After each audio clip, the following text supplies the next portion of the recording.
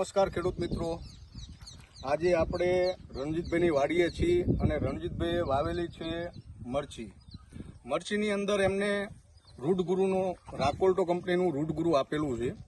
તો એમની પાસેથી પહેલા અભિપ્રાય લઈએ એ પહેલા કે ભાઈ મરચીની અંદર શું તકલીફ શું હતી રણજીતભાઈ? રૂટગુરુ આપ્યા પછી સાહેબ મરચીનો પેલા વિકાસ જ નતો જરાય છે. પછી રૂટગુરુનો આપણે તમે જે પ્રમાણે કીધું એ પ્રમાણે ડીપમાં ચડાયું.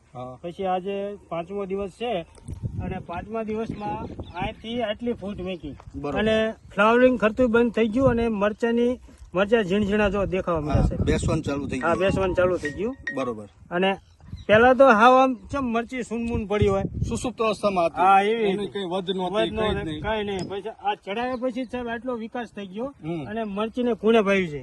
કોણો ભાવ્યું છે? હા. અને અત્યારે એને કઈ નથી જો સાહેબ આ ચડાવ્યા પછી આટલો ફ્લાવરિંગ ચાલુ થઈ ગયો અને આ ઝીણ ઝીણા મરચા દેખાવા માંડ્યા. બરોબર. આ ચડાવ્યા પછી આ 5મો દિવસ છે. બરોબર.